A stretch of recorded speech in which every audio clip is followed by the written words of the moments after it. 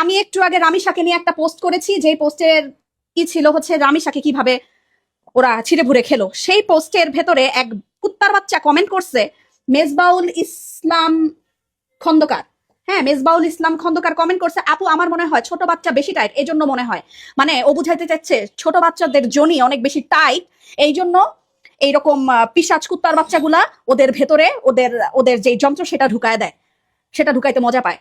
মানে আপনারা মনে করেন যে এইরকম মানুষজন কম, এরকম যারা নরপিশাচ এগুলা কম এই সমাজে এইরকম নরপিশাচ দিয়ে ভরে গেছে, যারা কিনা চিন্তা ভাবনাতেই রাখে যে আমরা ছোট বাচ্চা পাইলে ছিঁড়ে ভুড়ে খেয়ে ফেলবো। এই যে মেজবাউল ইসলাম খন্দকার, এই যে মেজবাউল ইসলাম খন্দকার, উনার দাড়ি টুপি সহ আছে, এইরকম একটা মানুষ এইরকম কমেন্ট করে কেমনে?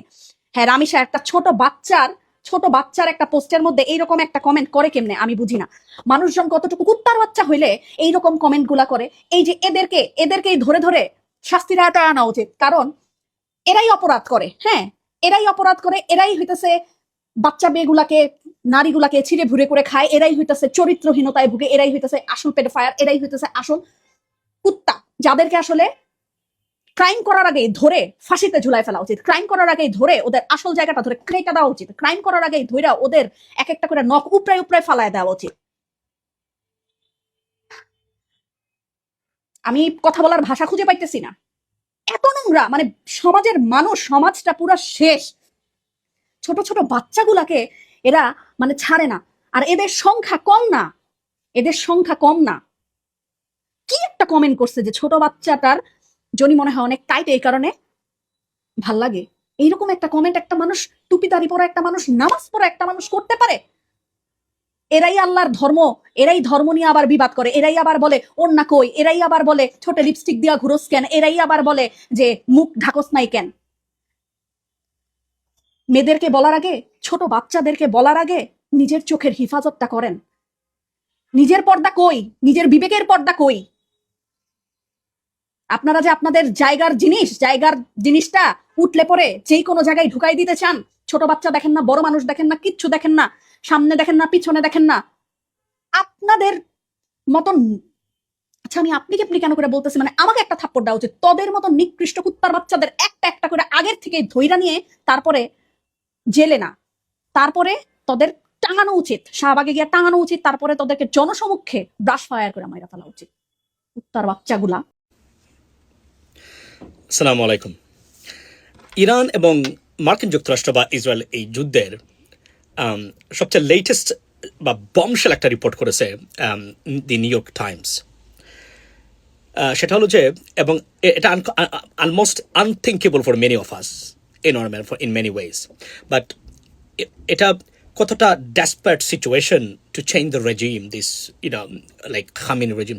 সো এটাই বুঝিয়েছে এই ঘটনাগুলো। ফর এক্সাম্পল, তারা যে আপনার 2 দিন আগে যে রিপোর্টটা করেছে, সেটা হচ্ছে যে যা বিশ্বজুড়ে আলোচনা বা তোলপাড় সৃষ্টি করেছে, সেটা হলো যে সব ধরনের এফোর্ট, মানে ইরানে মার্কিন যুক্তরাষ্ট্র বা আমাদের দেশ ইউএস গভর্নমেন্ট এবং ইসরায়েল কর্তৃপক্ষ, পার্টিকুলারলি মার্কিন যুক্তরাষ্ট্র, সব কিছু মানে ফেল করেছে রেজিম চেঞ্জের ক্ষেত্রে। ফর এক্সাম্পল, মানে নিউ ইয়র্ক টাইমস রিপোর্ট করেছে যে মার্কিন যুক্তরাষ্ট্র was in active contact with the former Iranian president Ahmadinejad. আপনারা জানেন কট্টরবাদী একজন, বিশেষ করে অ্যান্টি ওয়েস্টার্ন, মানে আপনার রেটরিকের জন্য বিখ্যাত ছিলেন সেই আপনার আহমেদিনেজাদ, সাবেক ইরানিয়ান প্রেসিডেন্ট, যিনি খুবই, আপনি জানেন, একজন প্রফেসর এবং গরিব, মানে একজন সময় মানে উনি জুতা সেলাই করতেন, মানে তার সততা এবং সীমাহীন একজন সৎ প্রেসিডেন্ট আনডাউটেবলি, বাট রাজনীতি অন্য জিনিস।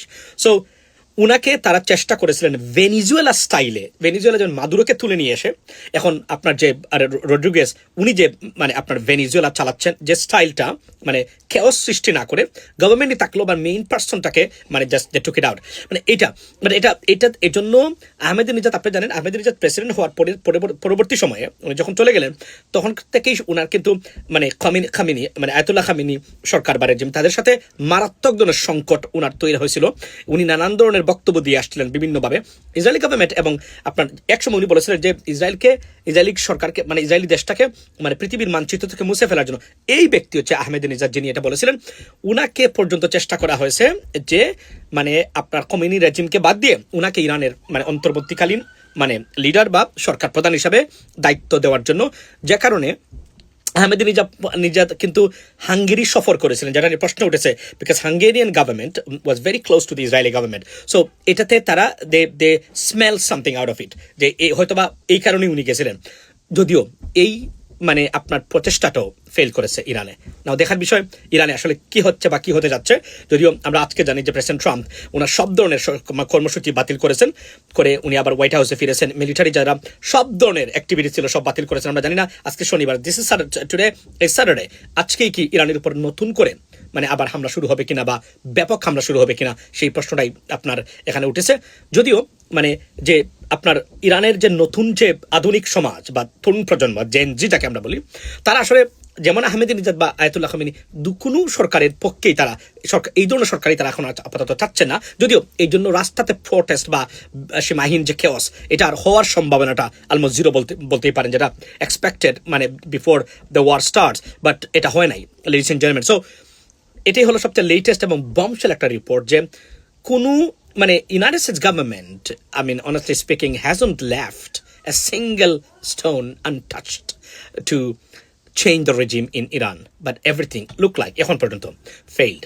So আমরা জানি না পরবর্তী সময় কি হবে। প্রেসিডেন্ট ট্রাম্প হুমকি দিচ্ছেন প্রতিদিনই যদি অনতিবিলম্বে আপনার এটার মানে সমাধান না হয় বা ইরানিয়ান রেজিম তারা যদি আপনার, যদিও এই বিষয়গুলোতে অনেকগুলা কনফ্লিক্টিং রিপোর্টস আছে লেডিস এন্ড জেন্টলম্যান, যারা পরবর্তী সময় আমি আমার লাইভে বলবো আপনাদেরকে, বাট এখন পর্যন্ত সবচেয়ে গুরুত্বপূর্ণ এবং বমশেল রিপোর্ট হচ্ছে ইরান নিয়ে, যে আহমেদিনেজাদকে মানে ইরানের অন্তর্বর্তীকালীন সরকারের প্রধান বা সরকার প্রদান করার যে আপ্রাণ চেষ্টা করেছেন মার্কিন ইউএস গভর্নমেন্ট, বাট সফার বোঝা যাচ্ছে যে ইটস ফেইলড। বা যদি এখন কেননা মানে রেজা আহমেদ পাহলাবি, যাকে প্রেসিডেন্ট ট্রাম্প মনেই করেন না যে ইরানকে নেতৃত্ব দেওয়ার মতো 1% যোগ্যতা তার আছে বা ইরানিয়ানরা কখনো তাকে মেনে নিবে, এর জন্যই they were looking for an alternative and they found Ahmadinejad was the right person in regards to this alternative head of state of the government. Ladies and gentlemen, that's what it is. ভালো থাকবেন, আসসালামু আলাইকুম। বক্তব্যের পর কিন্তু আমরা programme continue করবো, আপনারা অত্যন্ত ধৈর্য সহকারে। বিসমিল্লাহির রহমানির রহিম। আমি প্রথমেই আপনার কাছে সবিনয়ে ক্ষমা চেয়ে নিচ্ছি যে আমার আরেকটি অত্যন্ত জরুরি একটা কর্মসূচি আছে, মিটিং আছে, যে কারণে আমাকে চলে যেতে হবে। আমি রিজু ভাইয়ের সঙ্গে সেইভাবেই আলাপ করেছিলাম।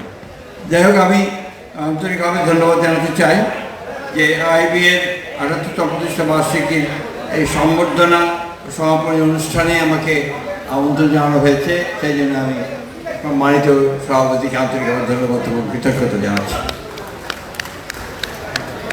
আইবি বাংলাদেশে একটা অত্যন্ত একটা